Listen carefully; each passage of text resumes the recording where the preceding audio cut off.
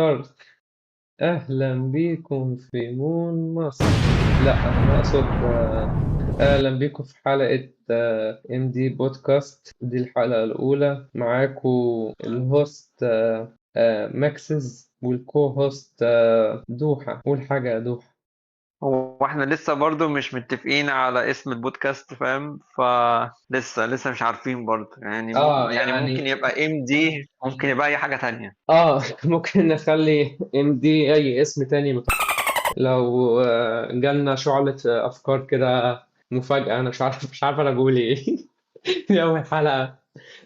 حاسس إنها تبقى كارثة. لو حد شاف بقى الفيديو ده ممكن تبقوا تقترحوا، يعني ده لو حد شاف يعني. أنا ما أعتقدش إن حد هيشوفه. أنا ممكن أقول هيشوفوا اتنين، شخصين بالكثير، وده هيبقى أنا وأنت. أنت أوكورد أوي يا ابني. أنت باجي أقول حاجة مستني منك رد، ألاقيك تقعد ساكت. مش متعود. انا دلوقتي حسيت باليوتيوبرز الحقيقه في المعاناه بتاعتهم ان هم يعملوا انتروز للفيديوهات بتاعتهم وكده في قناه. المهم يعني الموضوع بتاع النهارده هيبقى عن الراب، حاجه انا بكرهها من غير سبب. بس الكو هوست دوحة بيحب الراب. قول لهم انت بتحب الراب ليه؟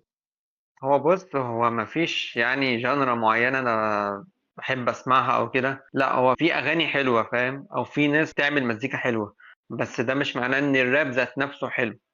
يعني انت اصلا بس ما بتحبش راب اصلا. واحنا عاملين الحلقة دي عشانك. في الاخر انت ما بتحبش الراب. انا في حاجات انا بسمعها، انا اه. بسمع راب من ضمن الحاجات اللي بفضلها، فاهم؟ طب نخلينا نخش على يعني اول حاجة عايز اعرفها. انت اول مرة سمعت عن جانرة الراب دي امتى؟ كانت اول اغنية راب سمعتها ايه؟ يعني البداية بدأت تقريبا من 2012، فاهم؟ مع احمد مكي وزاب ثروت. كان في اغنية كده اسمها فيسبوكي. دي اول اغنية انا سمعتها. امم. بص برضو، في بعد كده بقى، يعني تعمقت شوية، مش امم. تعمقت أوي يعني. بص يعني، امينيم مثلا، ده اللي انا عرفته، فاهم؟ لما بدأت اسمع في ايه بره بقى، فاهم؟ يعني انت سمعت امينيم الراب في مصر لما بس. سمعت عنه اول بس مرة سنة كام؟ ما انت شوف بقى، في تراك اسمه راب جاد، شوف ده اه. نزل امتى؟ آه. 2013 تقريبا. انت عجبك راب جاد ده اصلا؟ اه، تقيل الصراحة، تراك تقيل، في فاست فلو في الآخر كده. هو كله على بعضه فاست فلو أصلا، بس آخر حتة دي كانت بالنسبة لنا اللي هو إيه، انبهار بقى، اللي هو إيه ده، واحد بيغني بسرعة قوي وبتاع. واحد بيغني بسرعة أوي. اه، ده كان بالنسبة لي انبهار، اللي هو أنت مش فاهم منه حاجة بس، فاهم؟ أنا شايف إن الأغنية دي رغم إن أنا يعني فاكرها كده طشاش مش قوي. أنا فاكر فعلا إن هو غنى فيها بسرعة. أقدر أقول إن مش فاهم يعني إيه اللي ممكن يعجب حد في الأغنية دي. أنت زي ما بتقول اللي عاجبك في الأغنية إن هو بيغني بسرعة. لحد دلوقتي أنت شايف إن أنت بتحب الراب عشان بيغنوا بسرعة ولا في حاجة تانية؟ لا، مش كل انا لغايه دلوقتي ما شفتش اغاني راب في مصر بتتغنى فيها بسرعه الا كام اغنيه بس، ما فيش كتير، فاهم؟ يعني مم. معظم الناس ما بيغنوش بسرعه قوي زي ما انت ما فاكر. في ناس بتكتب كلام قوي، في ناس بقى عملت حاجات قايمه على سكيلز عاليه، فاهم؟ مم. هو بمناسبة الكلام اللي بيكتبوه اه في الراب ده جاب في بالي سؤال اللي هو اه إيه. لا، اللي أنا أعرفه عن الراب إن هم دايما بالذات في الغرب وكده بتلاقي اللي بيبقوا رابرز دول بيبقوا أصلا سابقا مجرمين وقتلوا ناس و... وعملوا راب وحاجات زي كده وبيكتبوا الكلام بتاع الأغنية بتحكي القصص بتاعت حاجات حقيقية هم عملوها في جرائم وكده. هل حد في مصر رابر ليه برضه باك جراوند كريمنال وبيكتب حاجات مبنية على قصص حقيقية عمل فيها جرائم وكده؟ يعني بص، احنا ما فيش عندنا الجرايم التقيله قوي يعني. في مستر كوردي مثلا، ده مصري ده؟ كان ليه قبل كده خناقة. اه مصري، كان ليه خناقة في 2011. امم. في 2000 2011 2000 ايام اه. الثورة وكده، ومتصورة فيديو موجودة على النت. امم. لكن اي حد تاني لا، يعني كلهم عادي، ناس مجرد ناس عادي يعني. ممكن يكون بره يعني الكلام ده، او كان بقى زمان، فاهم؟ اللي هو تلاقي امم. الواحد ايه وهو ماشي، تلاقيه قاتل بقى وعامل كده، وتلاقيه ايه يفضح نفسه في اغنية مثلا. فكرة اللي انت بتقول عليه مستر كولدي ده، انت فاكر اي كلمة كتبها يعني جملة معينة كتبها في اغنية ليه آه مميزة عن الخناقات اللي عملها مثلا؟ قال ايه بالظبط؟ يعني كمثال ايه الاغنية اللي انا غنى فيها مش الخناقة؟ انا مش بحب الصراحة الكلام بتاع مستر كوردي اصلا يعني. مش لازم تحبه كلامه بس. كله تحس ان هو كلام سرسجي يعني. بس المهم انت قلت ان انت بتحب ام. ده مغني غربي. في مغنيين تانيين راب غربيين بتحب تسمعهم؟ هو بص، انا مش بحب اسمع راب غربي يعني. لو في اغنية شدتني ممكن اسمعها، بس مم. انا مش مهتم يعني. انا ببقى ماشي. مهتم اكتر بايه. لا انا كنت اقول يعني ماشي اللي هو طالما اصلا انا كنت عايز افتح الحوار بتاع الغربي ده، طالما ما عندكش فيه نقفل عليه. كنت عايز اصفيه الاول، بعدها هنخش على السؤال اللي بعده.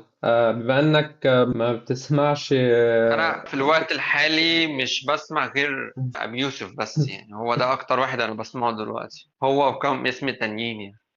اه هما واتنين بتسمع كمان كده ولا حاجة. بتحب تسمع ابي يوسف ليه؟ عشان السكيلز بتاعته، عشان ساعات بيقول كلام ينطبق عليا اكتر، فاهم؟ امم. ساعات بيقول كلام ملوش لازمة يعني، كلام مفيش منه هدف او كده. في ذكاء في الكتابة يعني، فاهم؟ انت قلت اول حاجه عنده سكيلز وبعدها يعني لو جيت كده سمعت. مم. لا قول انت، كنت هتقول ايه؟ يعني مثلا لو جيت سمعت الراب بتاع زمان مثلا، يعني عندنا في مصر امم. مش هتلاقي نفس المستوى يعني، هتلاقي هو مستوى أعلى، فاهم؟ يعني هو اللي غير الراب أصلا يعني في مصر. الناس اللي بتغني دلوقتي كلهم متأثرين بيه بشكل ما يعني. امم. طب نخلينا في القديم الاول يعني.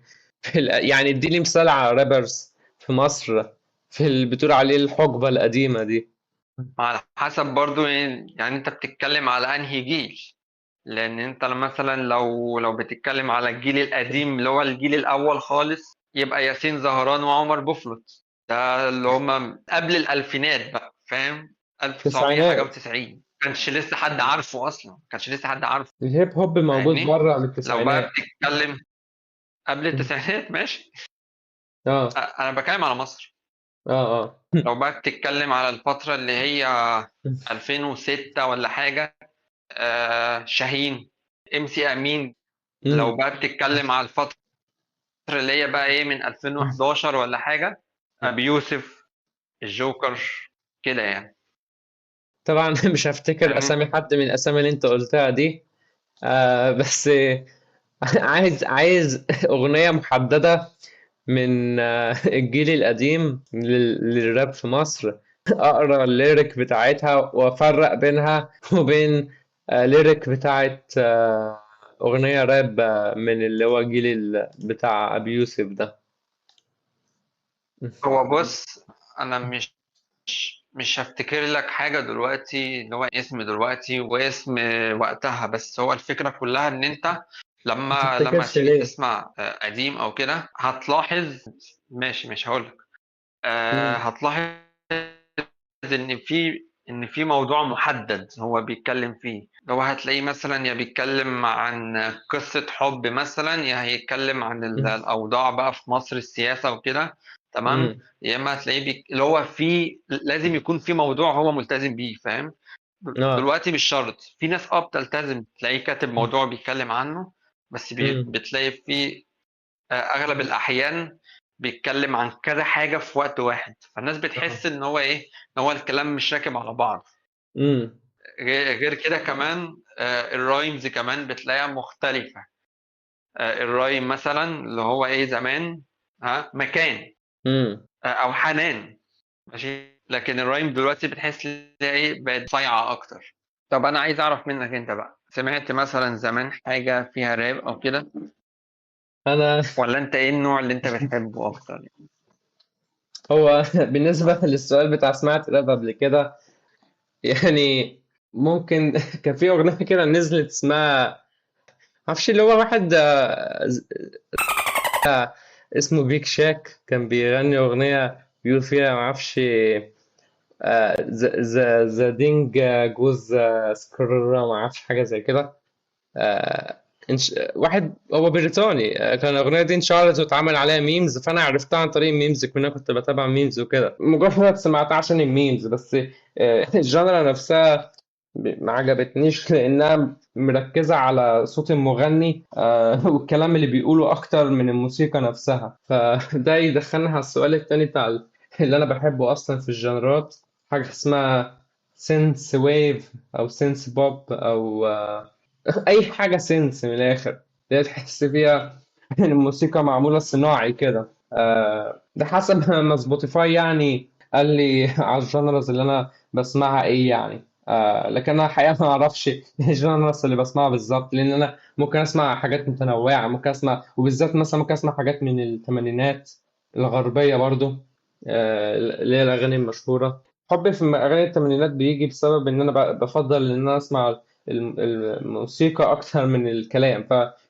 اللي كان مشهور في اغاني الثمانينات ان الموسيقى كان مسيطرة، وصوت المغني تحسها آلة موسيقية في نفس الوقت، مش واحد يعني أكتر أنواع أغاني بكرهها اللي هي تلاقي واحد بيغني وماسك جيتار، بس جيتار واحد، يعني دي الآلة الموسيقية الوحيدة الموجودة، وعمال يعزف عليه ويغني، بتلاقي صوته واخد 90% من الأغنية و10% صوت الجيتار. دي أكتر نوع بكرهه. ده بيفكرني بالأغاني. اغاني سعيد مكاوي.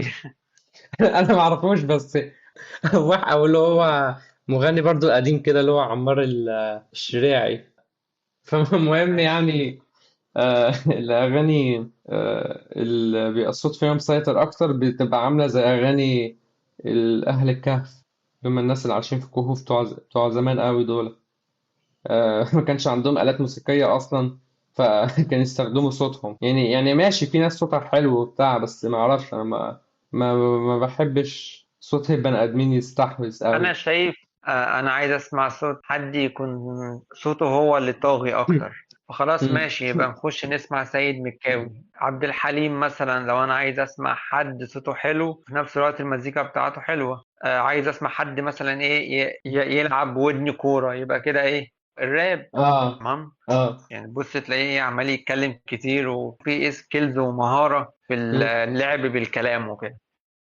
هي مشكلة حلقة الراب دي إن أنا ما كنتش مندمج فيها كمني ماليش فيه أصلا.